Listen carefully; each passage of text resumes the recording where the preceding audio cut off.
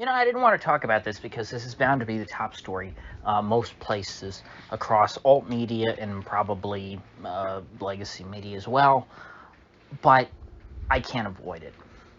The timing of Elon's layoffs here at Twitter, right on the eve of the midterm election, openly stating that the Twitter offices will remain closed over the weekend, that moderation will be, I guess, left up to the algorithm, which it's unclear if there's been any modifications to the algorithm, but I have my suspicions, and I'll get to that later. It looks as though Twitter will be a very free place leading into the election. People will be able to discuss as they see fit. I think this is the closest thing. This weekend is going to be the closest Twitter has ever come to regaining the heights of 2016. I mean, I'm seeing things trending on Twitter that I haven't seen in years. It's very noticeable. In fact, one of them is called The Noticing. I'll let you folks look that up yourself. Also today, seeing Hong Kong, and there's been other things in the past few days, just the kind of stuff that Twitter clearly had been suppressing for quite some time. The trends that I used to see on Twitter, let's just say that they used to be much more politically incorrect. And you still see some things pop through there. There are ways of getting around the Twitter censorship algorithm and the curation of the trending topics, which we all know that social media sites go in and selectively delete trending topics or suppress them. This is clearly waning over at Twitter, and I don't want to overstate it, the impact it's going to have on the midterm election, but just think about back when Twitter censored the New York Post article on Hunter Biden, the impact that we know that it had on the 2020 election. I remember the exact numbers now, but there's plenty of polling, you can look it up, that there was a substantial percentage of the population that, had they known about the Hunter Biden scandal on the laptop, they would have not voted for Joe Biden. And so Twitter's censorship of that particular trending topic in the lead up to the 2020 election may have proved decisive. Of course, it's a counterfactual. We can't prove that. But it may have been decisive in putting Joe Biden in the White House.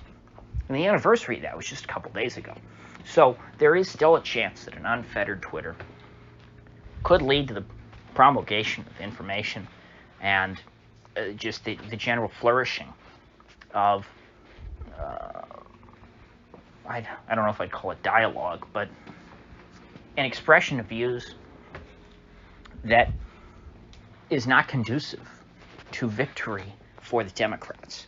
As I discussed yesterday, I agree with most analysts that this is going to be a very bad week for the Democrats, or bad year, I guess, whatever you want to call it.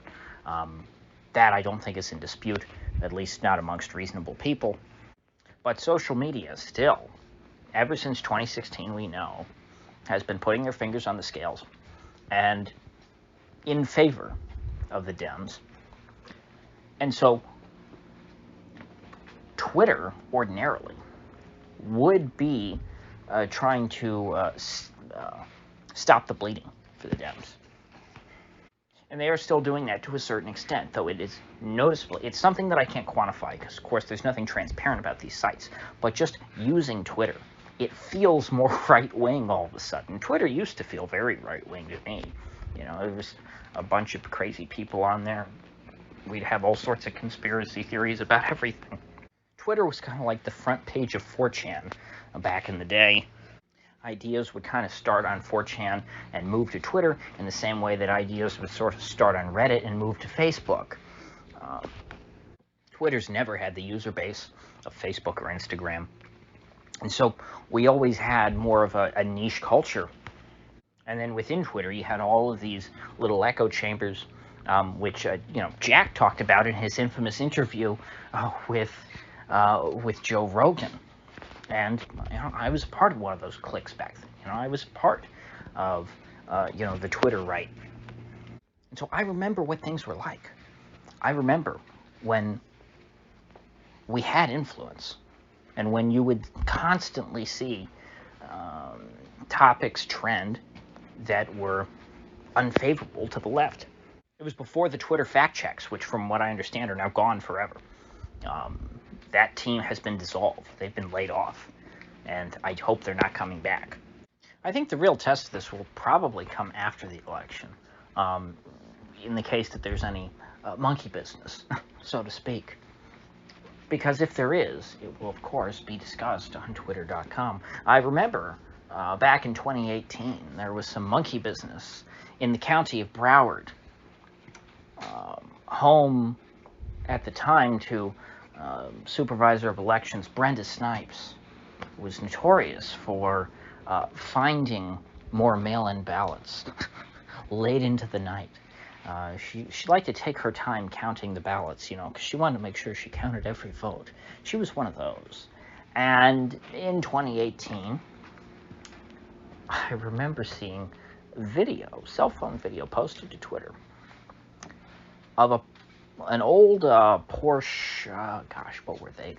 Was it a 928? I forget. It was that cheaper one. I think they were made by Volkswagen. Under contract during the 80s. I think it was one of those Porsches. And it pulled up to the where the count was taking place. And they popped the hatchback, or the trunk, whatever you want to call it. And they started carrying in boxes of ballots out of this car. No chain of custody. This wasn't an official Supervisor of Elections vehicle. This was somebody's car hauling around ballots from who knows where that were being carried in there and ran through the machines. And again, this was in 2018. This was after the crackdowns on Twitter really started back after 2016.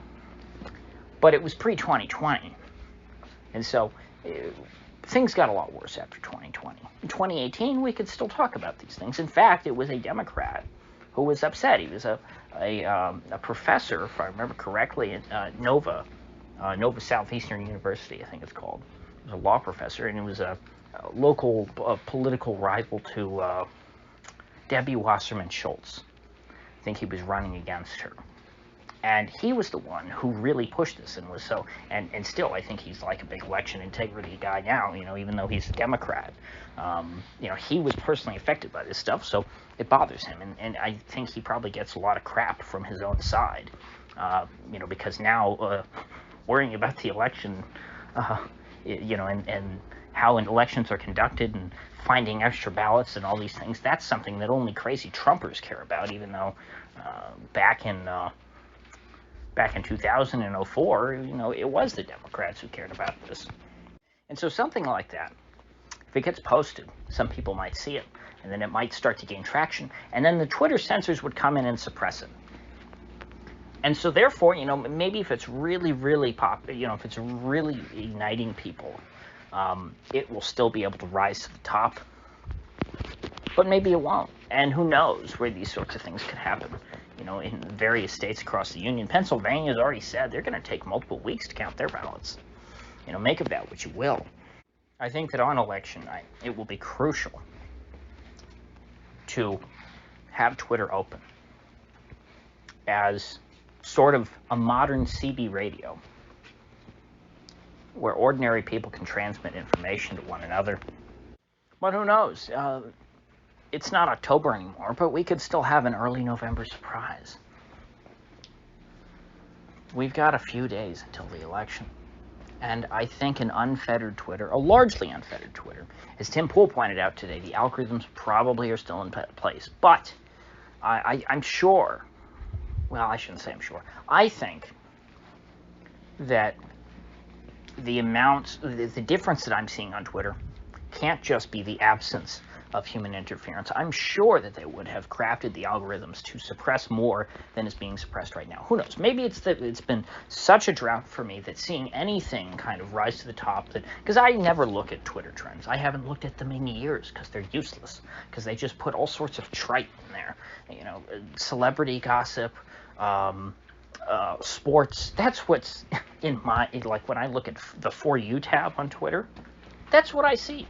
You know, sometimes it'll show like Cat Turd, which I'd never liked the name, and I don't think the Twitter account is that interesting, but it's a very big Twitter account on the right, big Trump supporter account, and Cat Turd is able to trend. So I'll see Cat Turd, I'll see sports, and I'll see celebrity drama or pop music stars. But now I'm seeing different stuff. I mentioned earlier the noticing. There is Pelosi gay lover was trending for a couple of days. And again, maybe, I know I'm repeating myself a lot.